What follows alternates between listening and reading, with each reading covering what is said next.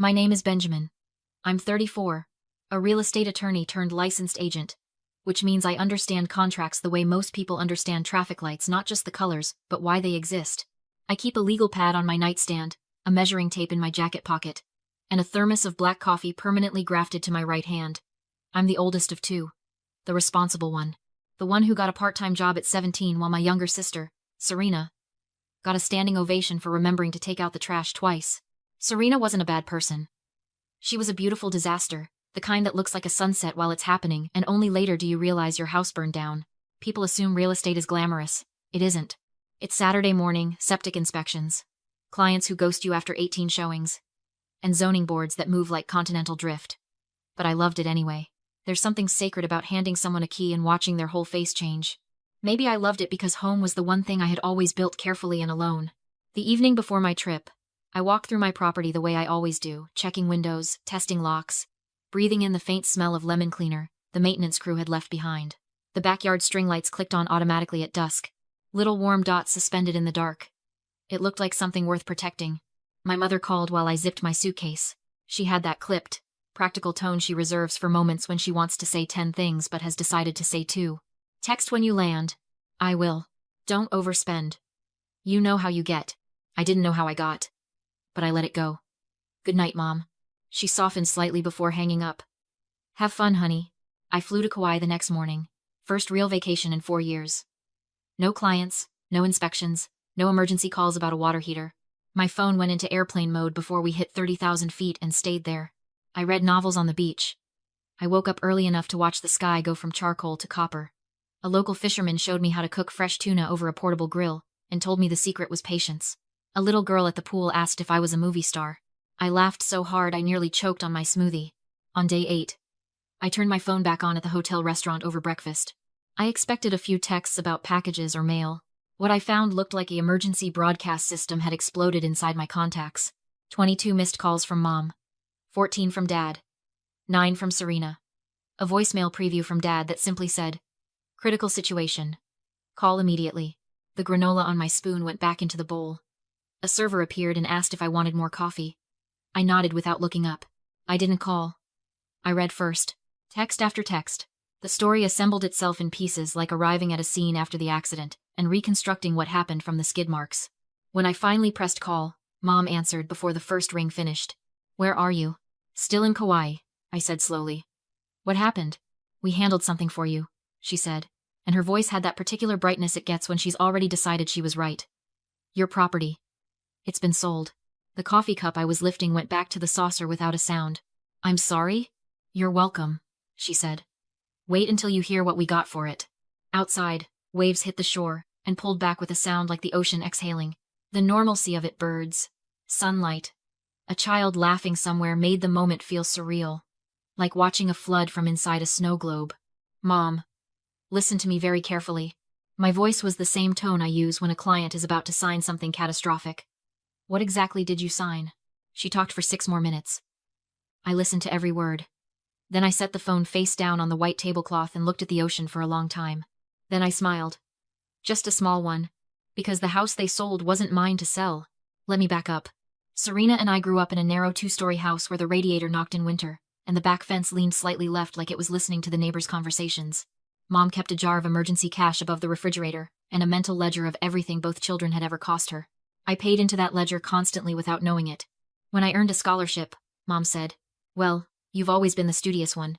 When Serena passed her driver's test on the 3rd attempt, Mom cried with relief and took her for ice cream. I drove Serena everywhere for 2 years after that. Interviews, appointments, parties. I'd wait in parking lots with a paperback while she was inside. And when she came out, I'd drive her home without asking how it went. Because she'd tell me when she was ready, and because that's what you do. I passed the bar at 26. Failed one section and resat it 4 months later. Nobody threw a party. Dad said, "Good. Now make it useful." So I did.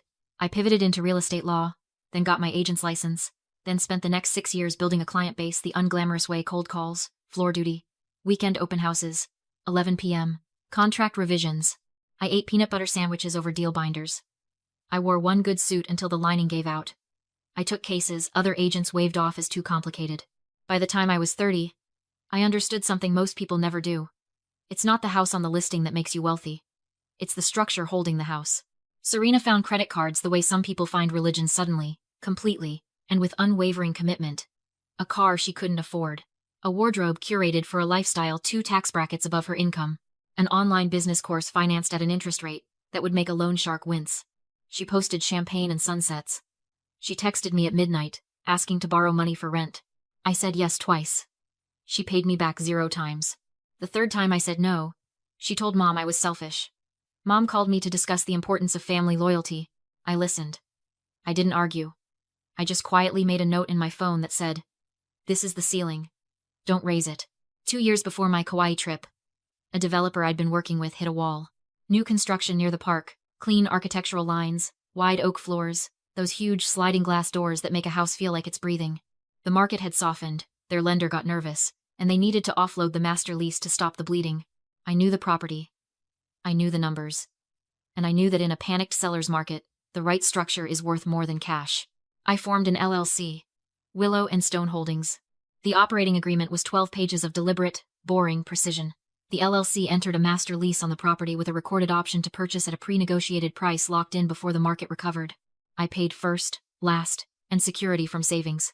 I licensed short-term rentals properly, pulled the permits, and placed traveling professionals and corporate relocations through a management company I vetted personally. The cash flow was methodical. The option was a weapon I could use when I was ready, either to buy clean or assign to a client for a significant fee. My name appeared nowhere in the public record. Not because I was hiding from anyone. Because I'm a real estate attorney who has watched family members materialize out of nowhere the moment an asset becomes visible. I'd seen it happen to clients. I wasn't going to be a case study. I told my parents I was staying at a place near the park. It was easier than explaining beneficial ownership to people who still referred to contracts as the paperwork. The deed was registered to Willow and Stone Holdings. The lease was in the LLC's name. The mailbox had a brushed aluminum plate that read WSH LLC. My name existed nowhere a casual search would find it. Serena's debt, by the time I boarded my flight, had reached $219,000. I didn't know that number yet. I would later read it in a text my mother sent to the family group chat like it was a fundraising goal. Here's what happened while I was watching the Pacific from a Hotel Lanai. Mom, Dad, and Serena met a man at a chain restaurant near the highway. He wore a fleece vest and introduced himself as a cash buyer. Serena had found him through someone who knew someone. He had a card that looked professionally printed, if you didn't look closely. Mom set a printed Zillow screenshot on the table between the breadbasket and the ketchup. "Can we do this without him?" Mom asked. "He's traveling." "Is he the owner?" the buyer asked. "It's his house," Mom said firmly. "We have authority to handle his affairs." They did not have authority to handle his affairs. The buyer produced a deed form he'd clearly retrieved from an online template. Mom signed my name in block letters. Dad witnessed it. Serena filmed a 15-second video of them tapping glasses and posted it with the caption, "Turning points." The wire hit my parents' joint account the following afternoon. $394,000. Minus what the buyer cheerfully called a service coordination fee. $22,000 for printing a fraudulent deed and driving to a diner. They paid Serena's creditors. They cleared their own car note. They set aside money for a family trip to celebrate. They left a portion earmarked for what Mom's text described as Benjamin's Fresh Start Fund. I read that line on the tarmac at Lihue Airport, waiting to board my flight home, and I laughed a single, quiet sound that probably alarmed the woman sitting next to me. Because you can't sell what you don't own. I didn't go to my parents' house when I landed. I drove straight to the property. A moving truck idled in the driveway. The fleece vest buyer stood in the living room photographing the ceiling with the confident energy of someone who believes a problem, once paid for, is solved. Mom was in the yard, directing 2 movers in the tone she uses when she feels most in control of a situation. She lit up when she saw me. "There he is. We thought you might miss the handover." I walked past her without stopping. Inside, Serena leaned against the kitchen doorframe in an oversized sweatshirt. She gave me the slow, evaluating look she reserves for people she's already decided are overreacting. "Benny, how was Kauai?" "Living room," I said. "Everyone." Now, they followed. People tend to follow when the quiet person in the room raises their voice exactly once. We sat. Mom crossed her legs and straightened her posture the way she does when she's preparing to be reasonable at someone. Dad stood by the window with his hands in his pockets, his waiting to be thanked posture. The buyer stayed near the door, which turned out to be good instincts on his part. "We made a hard call," Mom began. "But family comes." "The property you sold," I said, "is under a master lease held by an LLC. The option to purchase is registered with the county recorder. Title is clean and my name is not on it." Silence. The deed you signed is not legally valid. The signature you provided is not mine. What you've described to me constitutes forgery, fraud in the inducement, and depending on how the wire transfer is characterized, wire fraud. The buyer's phone appeared in his hand very quickly. Ben, Dad started. I'm not finished. The tone stayed flat. I've already been in contact with the title company and the developer. We're filing a notice of interest and an affidavit of fraud today. Nothing will record. The county will flag this parcel. If the wire is not returned, we proceed with litigation, and I will not settle. The buyer cleared his throat. This sounds like a family matter. It was, I said, turning to him. Now it's a legal one. Call your attorney before you attempt to record anything. If you cloud this title, I will pursue your errors and omissions coverage, and I will not be quick about it. He went outside to make a call. He did not come back in. Serena unfolded her arms. You're being insane. We were trying to help. You were trying to access an asset you don't own, to resolve a debt you created. You have so much, she said, her voice going tight and genuine in a way that was almost harder to hear than the anger. You have so much, and you just sit on it. I looked at her for a moment. I sit on it because I built it. Quietly. Without asking anyone for anything. And I will continue to do that. Mom's voice dropped. We were scared, Benjamin. $200,000. We didn't know what else to do. You could have called me. You were on vacation. I have a phone. Nobody answered that. Dad pointed toward the door. If you're going to speak to your family this way, I'll speak to my family like adults, because that's what we are. I stood. Here's what happens now. The wire comes back. The deed goes in a shredder. The buyer moves on. And going forward, I am not a resource. I'm a person. Serena's jaw tightened. So you're just done with us. I'm done with this version of us, I said. The one where I'm the plan, and nobody else has to have one. I left while the room was still deciding how to respond. The buyer called me that evening. Quieter now. His attorney had apparently reviewed the situation with the enthusiasm of someone diffusing something. We'd like to return the funds, he said. Wire it back by Friday, I said. We'll consider this a misunderstanding. And your family, handled separately. He returned every dollar by Thursday afternoon. The recorder's office rejected the deed. The county flagged the parcel. The developer sent me 2 words by email. All clear. I slept 8 hours that night without once checking my phone. The calls from my parents came in waves through the following weeks. Mom cycled through guilt, then hurt, then a vague threat to tell people what really happened, which I found interesting, given what had actually happened. I saved every voicemail to a folder labeled documentation, and kept walking. Serena posted a video of herself cutting up one credit card with scissors, set to music, captioned, Accountability Era. She had 6 other cards. But the performance had good lighting. Dad showed up at my office unannounced one Friday. My paralegal, Diane, who has been quietly formidable for 11 years, met him at the elevator. I need to speak to my son, he said. He's unavailable, she said pleasantly. Given the active legal matter, please put anything you'd like to communicate in writing. Legal matter, he repeated, like he was tasting something unfamiliar. We'll look for your letter, Diane said, and returned to her desk. He left without writing anything. 3 months passed. I exercised the purchase option on the property. Not as a statement. Not as a victory lap. Just because the numbers made sense and the timing was right. I furnished it slowly. 1 chair. 1 lamp. 1 bookshelf. Nothing I'd need to justify to anyone.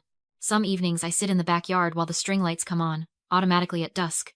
Those same small, warm dots in the dark. And the yard is so quiet, I can hear the neighbors' wind chimes 2 houses over.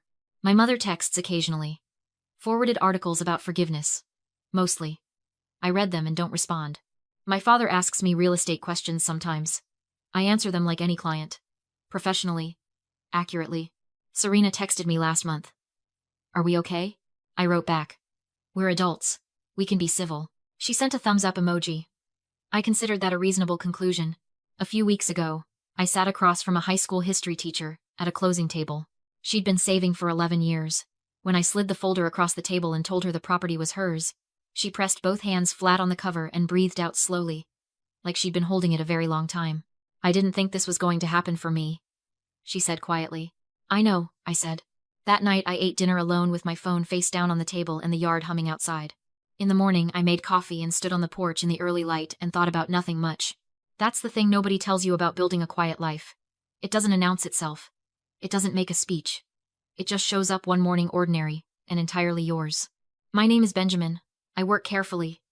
I love my family at a safe distance. I don't fund chaos, And I don't apologize for that anymore. Some people will call that cold. I call it the foundation. And this time, nobody's selling it out from under me.